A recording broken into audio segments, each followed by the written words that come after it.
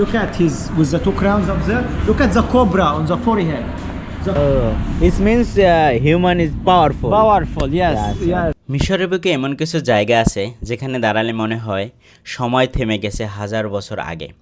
আজ আমি ঠিক তেমনি এক জায়গায় যাচ্ছি, প্রাচীন মেমফিস নগরীর জাদুঘর, যেটি আজকে বর্তমানে মিতরাহিমা মিউজিয়াম নামে পরিচিত। একসময় এই মেমফিস ছিল প্রাচীন মিশরের রাজধানী। আজকে যে বর্তমানে কায়রোর যে মিশরের রাজধানী, এখান থেকে 25 কিলোমিটার দূরে। এখান থেকে শাসিত হতো এক বিশাল সভ্যতা, গড়ে উঠেছিল রাজনীতি, ধর্ম, শিল্প আর স্থাপত্যের এক অনন্য কেন্দ্র। আর আজ সেই হারিয়ে যাওয়া নগরীর ইতিহাসের সাক্ষী হয়ে দাঁড়িয়েছে এই মেমফিস জাদুঘর। আমি জাদুঘরের সামনে এসে পৌঁছেছি, এখন এর ভিতরে প্রবেশ করব।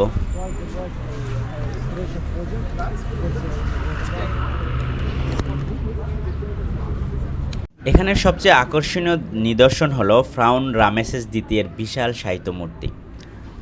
এক টুকরা চুনা পাথর কেটে তৈরি করা এই মূর্তিটি এতটাই বিশাল যে এর পাশে দাঁড়ালে মানুষকে খুবই ক্ষুদ্র মনে হয়। মূর্তিটির দিকে তাকালে মনে হয় এটি শুধু একজন রাজাকে নয়, বরং এক সাম্রাজ্যের শক্তি, গৌরব আর আত্মবিশ্বাসকে তুলে ধরেছে। রামেসেস দ্বিতীয় ছিলেন প্রাচীন মিশরের সবচেয়ে শক্তিশালী ও বিখ্যাত ফ্রাউনদের একজন। তার শাসন আমলে মিশরের বিভিন্ন স্থানে নির্মিত হয়েছিল অসংখ্য মন্দির, বিশাল মূর্তি আর স্থাপত্যকর্ম।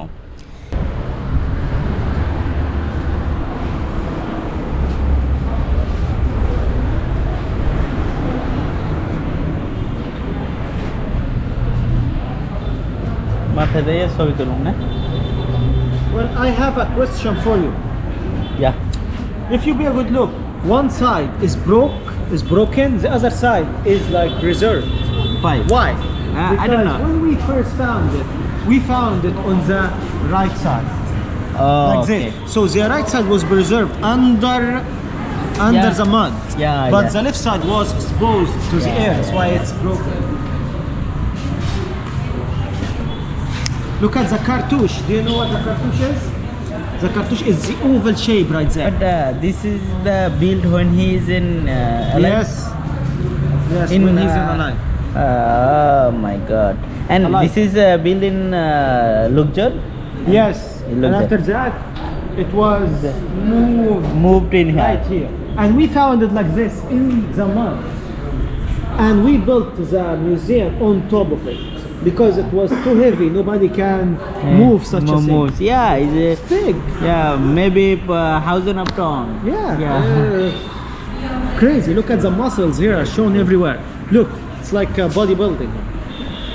And look at his whole is with the two crowns. Look at his with the two crowns up there. Look at the cobra on the forehead. The cobra here for protection, to protect the king in the afterlife. He has a false beard like this. It's big and beautiful as well. Look at the dagger. Father, look at the dagger right here, and the belt, and the cartouche holding his name right there. Look at the cartouche in the middle. His name is written in the hieroglyphic language. Right there.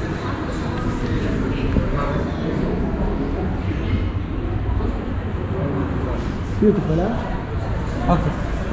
ওইখানে চলেন, ওইখানে যে আমরা Yeah, ছবি তুলি। we will start taking photos. Hieroglyphic language. Memphis জাদুঘরের প্রাঙ্গণে পা রাখলেই মনে হয় যেন আধুনিক পৃথিবীকে পেছনে ফেলে হঠাৎ করে কয়েক হাজার বছর আগের মিশরে চলে এসেছি। এটা সেই সময়ের মিশর যা এখনও এই জাদুঘরে প্রতিষ্ঠা করা হয়েছে। চারপাশে ছড়িয়ে আছে প্রাচীন সভ্যতা, নিঃশব্দ স্মৃতি, ভাঙা স্তব্ধ পাথরের খণ্ড, বিশাল মূর্তি আর সময়ে ক্ষয়ে যাওয়া ইতিহাসের চিহ্ন। এই প্রাঙ্গণটা শুধু একটি জাদুঘরের যে খোলা জায়গা নয়, এটা যেন প্রাচীন মেমফিস নগরীতে হারিয়ে যাওয়া আত্মার এক অংশ। অর্থাৎ সেই 3000 বছর আগের যে মেমফিস নগরী কিভাবে তৈরি করা হয়েছিল, সেই চিহ্নগুলো কিন্তু এখানে আসলে অনুভব করা যায়। যেখানে প্রতিটি পাথর, প্রতিটি ভাঙা মূর্তি, প্রতিটি দেয়াল যেন নীরব বলে যায় এখানে এক সময় রাজারা হেঁটেছেন, পুরোহিতেরা প্রার্থনা করেছেন আর সাম্রাজ্যের ইতিহাস লেখা হয়েছে। প্রাঙ্গণের সবচেয়ে আকর্ষণ নিঃসন্দেহে ফ্রাউন রামেসিসের দ্বিতীয়ের যে বিশাল সাহিত্য মূর্তি, একটু আগে আপনারা যেটা দেখলেন, এই মূর্তিটির চারপাশকে কেন্দ্র করেই এই অন্যান্য যে ধ্বংসাবশেষ এখানে রাখা হয়েছে। মূর্তিটির চারপাশে দাঁড়িয়ে যখন মানুষ তাকিয়ে থাকে তখন মনে হয় এই নীরব প্রাঙ্গণ আজও এক রাজকীয় উপস্থিতিকে বুকে ধারণ করে আছে।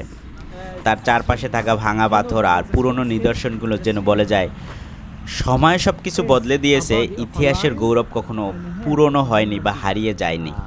This is the Sphinx. And back then, all of the Egyptians, they used to make statues, or all of the kings back then, they used to make statues. There Looks is a human body, but the human, but body is because lion. they wanted to be represented as gods back then, the most powerful men on earth. Oh, it means human is powerful. Powerful, yes, Yes, yes. That's the reason for being like this.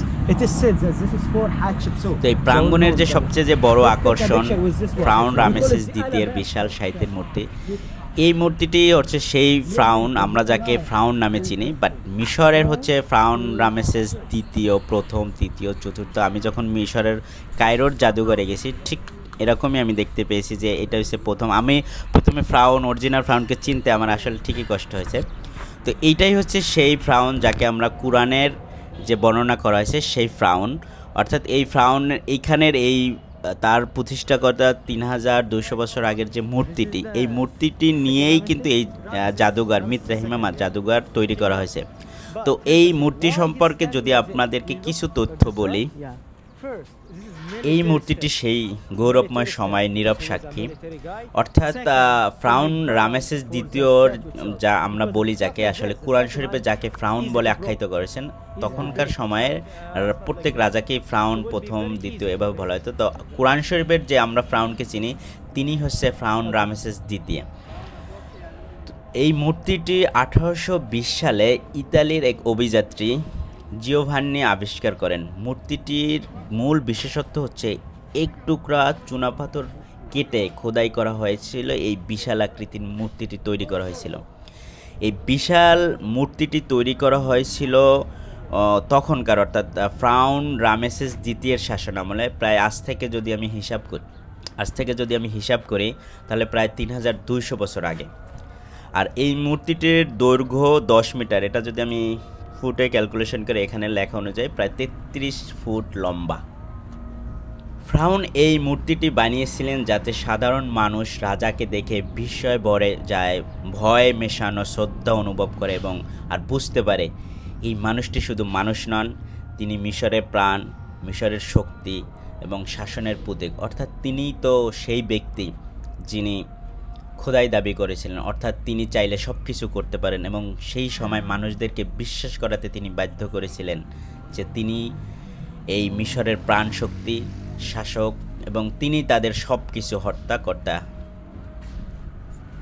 এখানের পরিবেশে এক ধরনের নীরব গাম্ভীর্যতা আছে, কোনো কোলাহল নেই, তবুও যেন বাতাসে ভেসে বেড়ায় হাজার বছরের গল্প।